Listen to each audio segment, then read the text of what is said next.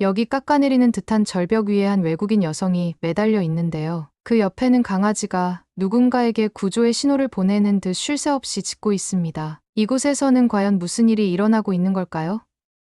오늘의 사연 시작합니다. 안녕하세요. 지구상에서 가장 극한의 레이스를 달리는 미국 어드벤처 레이싱 팀 플레이의 리더 레이첼 카터입니다. 우리가 도전하는 어드벤처 레이싱은 자연이 만든 가장 혹독한 코스를 정복하는 스포츠입니다. 해발 3,000m의 암벽을 맨손으로 오르고 영하의 급류에서 래프팅을 하며 때로는 48시간 동안 단 1시간의 휴식도 없이 100km가 넘는 거리를 달려야 하죠. 폭풍우가 몰아치는 밤중에도 경기는 계속되고 정글의 한가운데서 맹수의 포효를 들으며 텐트를 치기도 합니다. 이런 극한의 상황에서는 한 명의 작은 실수가 팀 전체의 생존을 위협할 수 있어요. 그래서 우리에게 팀워크는 단순한 협력이 아닌 생존의 문제였습니다. 2023년 봄, 서울의 국제 익스트림 스포츠 컨퍼런스는 제 인생의 전환점이 되었네요. 그곳에서 만난 한국 산악인들은 제가 알던 모든 훈련 방식을 뒤집어 놓았습니다. 그들은 태백산맥의 험준한 바위 능선을 오르내리며 단련한 체력과 현대 스포츠 과학을 접목한 독특한 훈련법을 가지고 있었어요. 특히 전통 무예에서 영감을 받은 그들의 근력 강화 프로그램은 우리 팀의 훈련 방식을 완전히 바꿔놓았습니다. 한국의 스포츠 문화는 제 삶을 완전히 바꿔놓았습니다. 주말마다 북한산의 가파른 능선을 오르내리며 한국의 산악 지형을 연구했고 때로는 한겨울 설악산의 혹한 속에서 극한 훈련을 이어갔네요. 특히 우연히 마주친 산악 구조대의 눈부신 움직임은 잊을 수 없습니다. 폭우가 쏟아지는 밤중에도 완벽한 팀워크로 조난자를 구조하는 그들의 모습에서 제가 진정한 리더십이 무엇인지 깨달았어요. 처음 한국의 산악 문화를 접한 우리 팀원들의 반응은 냉소적이었습니다. 마터오른을 단독 등반한 실력자가 왜 이런 기초적인 것들을 해야 하죠? 알프스의 개인주의적 등반 문화에 길들여진 팀원들은 한국의 공동체적 접근 방식을 이해하지 못했어요. 매일 아침 30분간 진행되는 장비 점검은 그들에게 지루한 형식주의로 보였겠죠. 하지만 변화는 생각보다 빨리 찾아왔습니다. 영국해군 특수부대 출신인데는 한국의 초경량 장비 시스템에 충격을 받았어요. 이건 마치 군사 작전 같아요. 20kg으로 일주일을 버틸 수 있다니. 스페인의 산악 구조 전문가 소피아는 한국의 버디 시스템을 자국에 도입하겠다며 열심히 기록을 남겼습니다. 혼자서는 절대 발견할 수 없는 위험 요소들을 파트너가 즉시 발견해내는 이 시스템의 효율성에 그녀는 완전히 매료되었죠. 세계 어드벤처 레이싱 대회는 우리에게 운명의 시험대였습니다. 한국의 산악 정신을 세계에 증명할 절호의 기회였죠. 하지만 대회장에 들어서는 순간부터 적대적인 시선이 느껴졌네요. 특히 팀플레이의 리더 에릭은 우리를 보며 비웃었습니다. 10년간 세계 정상을 지켜온 그의 눈빛에는 오만함이 가득했죠. 에릭은 기자회견장에서도 거침없이 우리를 조롱했어요. 아시아의 낡은 방식으로 우승하겠다고? 이건 스포츠지.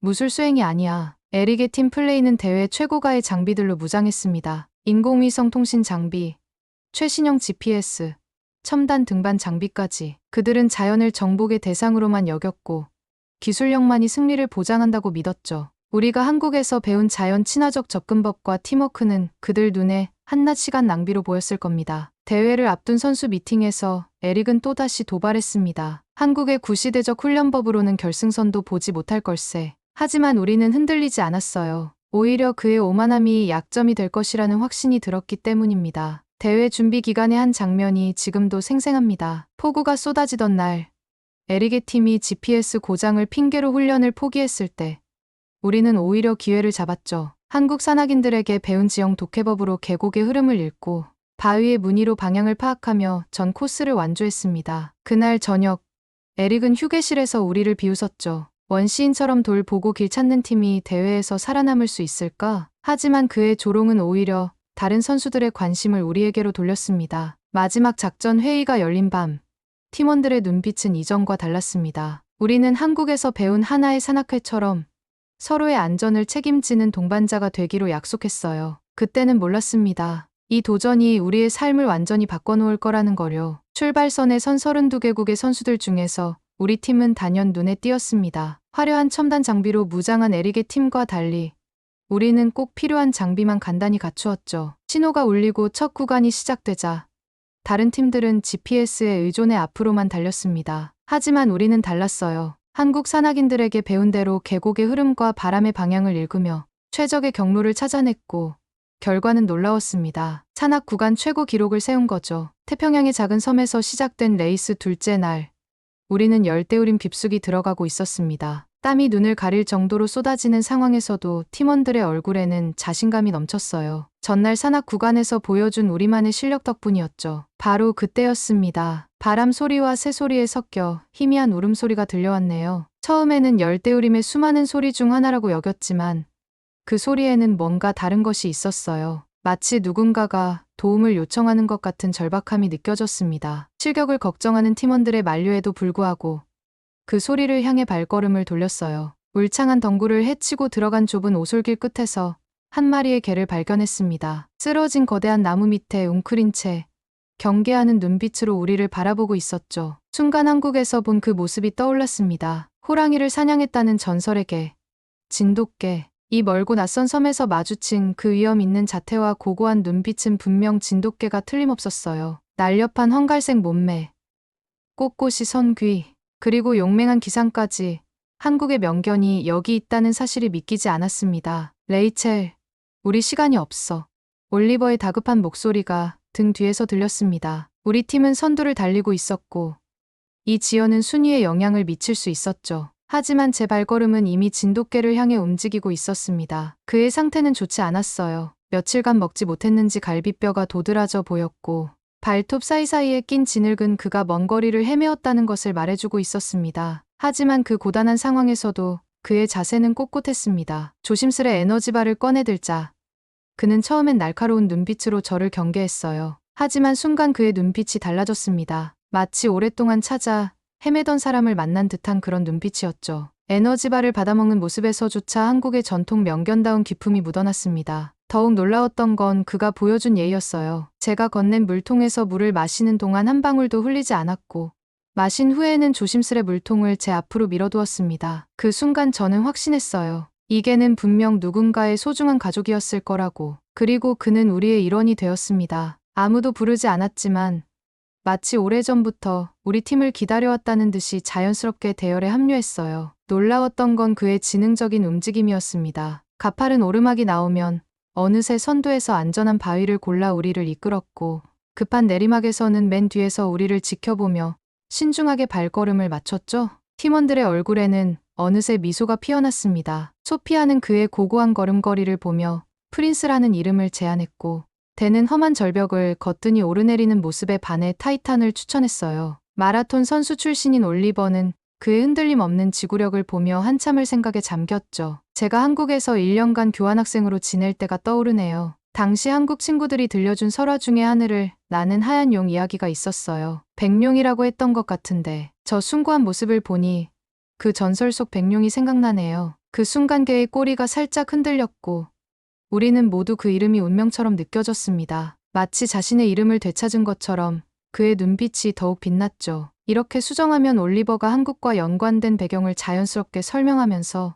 백룡이라는 이름이 등장하게 되는 맥락이 더 자연스러워질 것 같습니다. 이제 우리 앞에는 첫 번째 중간 캠프가 있었습니다. 그곳에서 백룡과 함께 첫 밤을 보내게 될 터였죠. 그때까지만 해도 우리는 몰랐습니다. 이 만남이 단순히 한 마리의 개를 돕는 것을 넘어서 우리의 삶을 완전히 바꿔놓게 될 거라는 것을요. 백룡과 함께한 첫 밤이 지나고 우리는 가장 험난한 구간에 진입했습니다. 앞서 달리던 팀들의 무전 내용으로는 이번 구간이 예상보다 훨씬 위험하다는 것을 알 수 있었죠. 특히 절벽 구간은 최근 폭우로 인해 무너진 부분이 많았다고 했습니다. 댄이 걱정스러운 목소리로 말했습니다. 이 지도상으로는 절벽을 따라 북쪽으로 가는 게 가장 빠른 길이에요. 하지만 그 길이 안전하다는 보장은 없죠. 소피아도 고개를 끄덕이며 동의했습니다. 하지만 그때 백룡이 평소와는 다른 모습을 보였습니다. 그는 우리가 가려던 북쪽 길을 한참 바라보더니 갑자기 동쪽의 작은 오솔길 쪽으로 움직이기 시작했습니다. 그러고는 몇 걸음 가다가 돌아서서 우리를 바라보았죠. 처음에는 단순한 우연이라고 생각했습니다. 하지만 백룡은 계속해서 그 방향을 가리켰고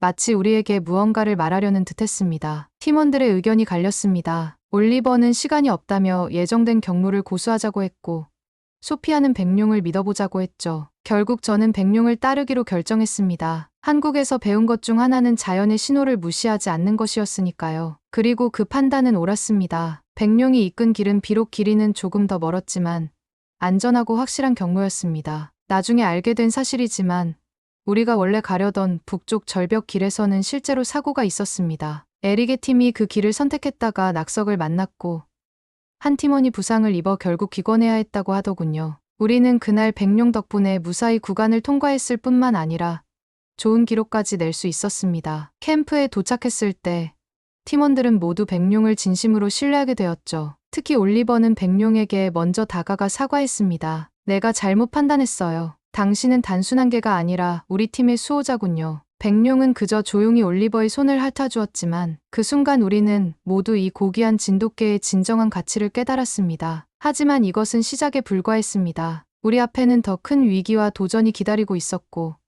그때마다 백룡은 우리에게 놀라운 모습을 보여주었죠. 중간 캠프에서의 휴식을 마치고 다음 구간으로 이동하려는 순간이었습니다. 팀플레이의 에릭이 대회 운영진들을 이끌고 우리 팀 앞에 나타났습니다. 그의 얼굴에는 승리를 확신하는 듯한 비웃음이 가득했죠. 규정을 확인해 보셨나요?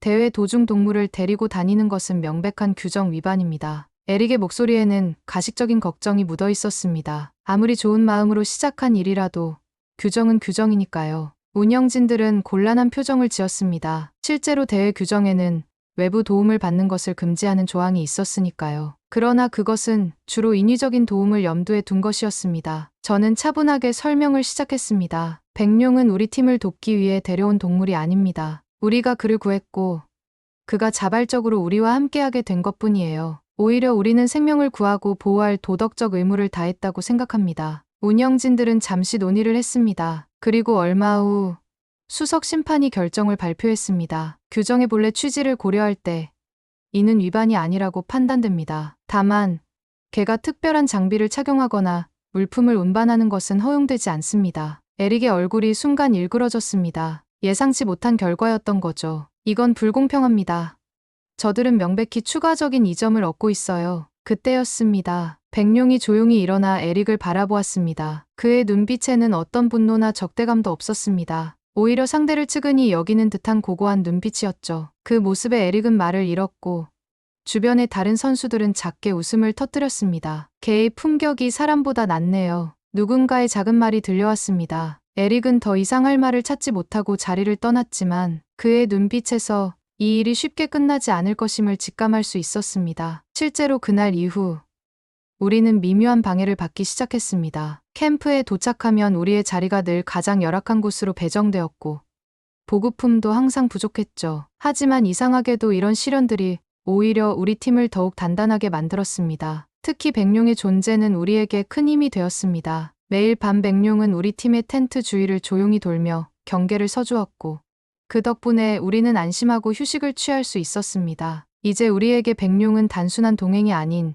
없어서는 안 될 가족이 되어 있었습니다. 태평양의 거친 파도와 마주한 순간이었습니다. 카약 구간은 원래 우리 팀의 강점이었지만 그날은 상황이 달랐어요. 예상치 못한 폭풍이 몰아치면서 파도가 산처럼 높아졌기 때문입니다. 백룡은 처음에는 해변에서 우리를 지켜보고 있었습니다. 육지 동물인 그가 바다에서 우리와 함께할 수는 없었죠. 소피아가 첫 번째로 카약에 올랐고 이어서 댄과 올리버가 각자의 위치로 향했습니다. 그때였어요. 갑자기 들이닥친 거대한 파도가 소피아의 카약을 덮쳤습니다. 순식간에 그녀의 모습이 사라졌고 뒤집힌 카약만이 파도 위를 떠다녔죠. 구조 요원들이 출동하기도 전에 백룡이 먼저 움직였습니다. 진돗개는 원래 수영 실력이 뛰어나다고 들었지만 그날 백룡이 보여준 능력은 그 이상이었어요. 거친 파도를 가르며 소피아에게 다가간 그는 그녀의 구명조끼를 물어 해변 쪽으로 이끌었습니다. 구조 요원들은 놀란 표정으로 이 광경을 지켜보았습니다. 바다를 잘 아는 그들조차 쉽게 나서지 못했던 상황에서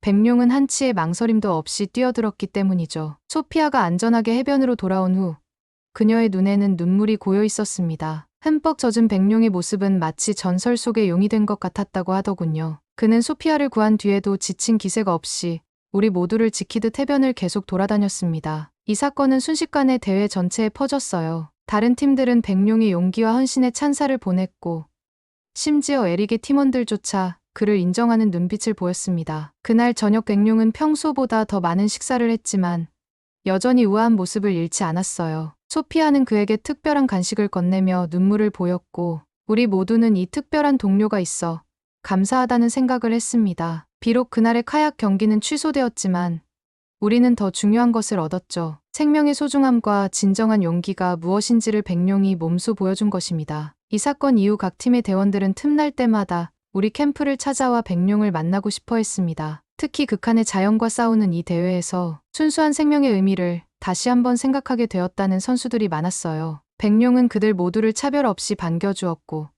때로는 지친 선수들에게 위로가 되어주기도 했습니다. 대회의 중반이 다가오면서 각 팀들의 순위가 명확해지기 시작했습니다. 우리 팀은 예상을 뛰어넘어 상위권을 유지하고 있었고 팀플레이는 중위권에 머물러 있었죠. 그날 밤 모든 팀들이 깊은 잠에 빠져 있을 때였어요. 백룡의 날카로운 귀가 가장 먼저 이상한 기척을 포착했습니다. 그는 평소와 다르게 낮은 소리로 으르렁거리며 우리 텐트 주변을 맴돌았죠. 새벽녘, 백룡이 갑자기 짖기 시작했습니다. 저는 급히 잠에서 깨어나 텐트 밖으로 나갔어요. 그곳에서 검은 옷을 입은 두 명의 인형이 우리 팀의 장비를 만지작거리는 모습이 보였습니다. 백룡의 경고성 짖음에 그들은 도망치기 시작했지만 이미 늦었죠. 대회 운영진들이 순찰 중에 이 장면을 목격했기 때문입니다. 검은 옷을 입은 사람들은 바로 팀플레이의 보조 인원이었어요. 조사 결과 그들은 우리의 등산 장비와 안전 로프에 손상을 가하려 했던 것으로 밝혀졌습니다. 만약 백룡이 없었다면 다음 날 산악 구간에서 큰 사고로 이어질 수 있었던 상황이었죠. 운영진들은 긴급 회의를 소집했고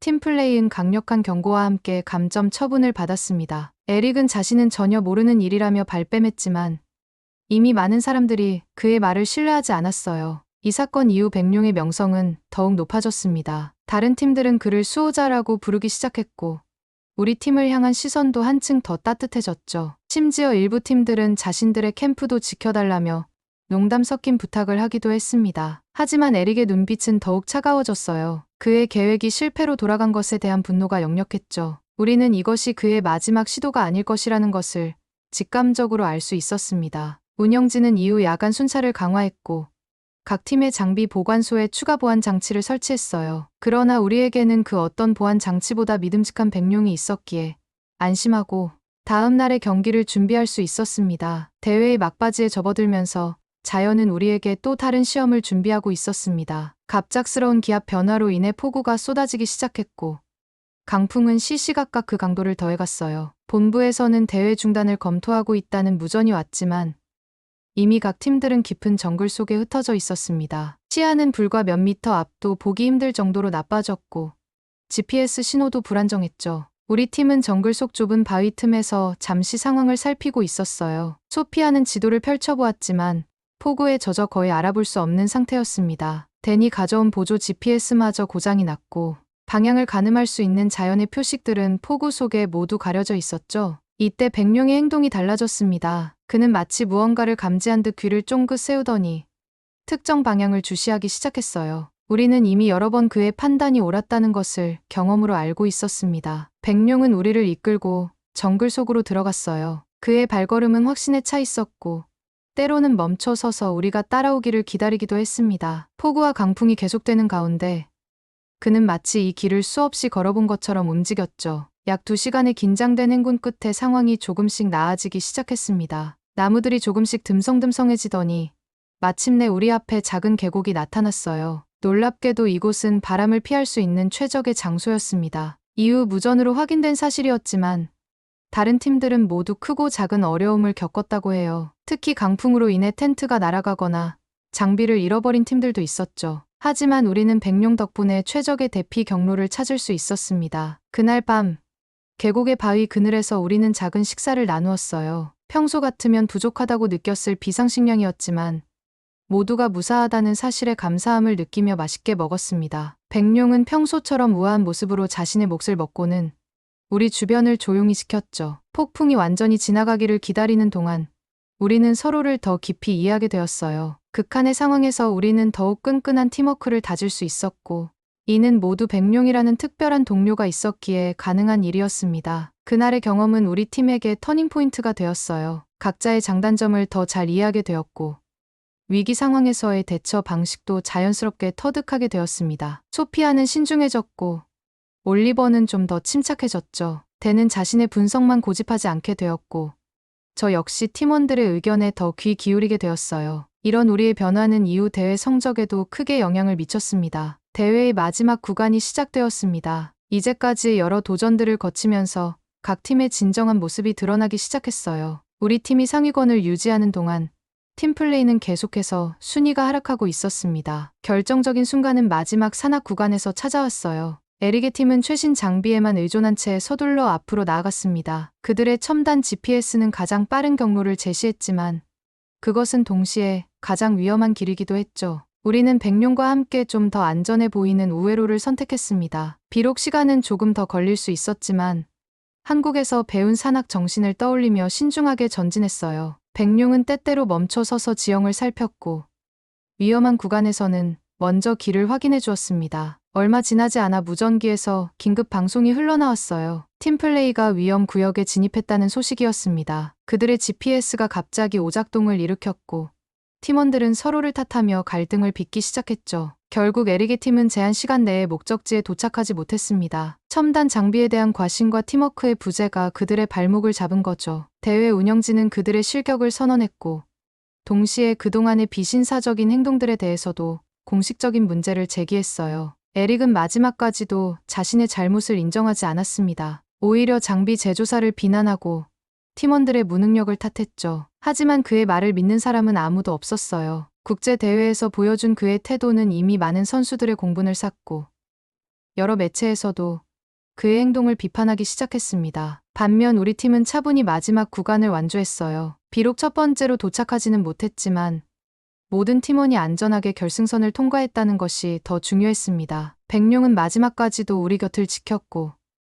그의 존재는 우리에게 큰 힘이 되었죠. 대회가 끝난 후 많은 선수들이 우리 팀을 찾아와 축하를 건넸어요. 그들은 우리가 보여준 팀워크와 백룡과의 특별한 유대감에 진심 어린 감동을 표현했습니다. 특히 한국의 진돗개가 보여준 충성심과 지혜는 모두의 마음을 움직였죠. 드디어 마지막 결승선이 눈앞에 보였습니다. 관중들의 함성이 들려오기 시작했고 우리의 발걸음도 자연스레 빨라졌어요. 특히 백룡은 마치 이 순간을 알고 있었던 것처럼 우리보다 반걸음 앞에서 당당히 걸었습니다. 하지만 결승선을 불과 100m 앞둔 순간이었어요. 계속되는 강행군과 험난한 날씨를 견뎌온 백룡의 걸음이 갑자기 흔들리기 시작했습니다. 그동안 한 번도 지친 기색을 보이지 않았기에 우리는 순간 그의 상태를 눈치채지 못했죠. 백룡은 쓰러지기 직전까지도 앞으로 나아가려 했습니다. 그의 다리는 떨리고 있었지만 눈빛만은 여전히 강인했어요. 저는 즉시 달리기를 멈추고 그에게 달려갔습니다. 다른 팀원들도 주저없이 멈춰섰죠. 의료팀이 급히 달려왔어요. 수의사의 첫 진단은 심각했습니다. 극도의 탈진 상태였고 발바닥에는 상처가 가득했죠. 그제서야 우리는 깨달았습니다. 백룡은 자신의 고통을 한 번도 내색하지 않은 채 묵묵히 우리 곁을 지켜왔다는 것을요. 응급처치를 받은 백룡은 즉시 인근 동물병원으로 이송되었습니다. 우리도 더 이상 경기에 신경 쓸 수가 없었어요. 팀원들과 의논할 필요도 없이 모두가 자연스럽게 백룡을 따라 병원으로 향했습니다. 다행히도 백룡의 상태는 치명적이지 않았어요. 의사는 충분한 휴식과 치료를 받으면 완전히 회복될 수 있다고 했습니다. 우리는 교대로 그의 곁을 지켰고 많은 선수들이 병문안을 왔죠. 며칠 뒤 대회 주최 측은 특별한 시상식을 준비했다고 연락해왔습니다. 우리 팀의 공식 순위는 3위였지만 백룡과 우리 팀은 특별 스포츠맨십 상을 받게 되었다고 해요. 생명의 가치를 경기 성적보다 우선시한 우리의 결정이 많은 사람들의 마음을 움직였다는 것이었습니다. 하지만 우리에게 가장 큰 상은 따로 있었어요. 바로 백룡의 건강한 모습이었죠. 그는 매일매일 놀라운 속도로 회복해갔고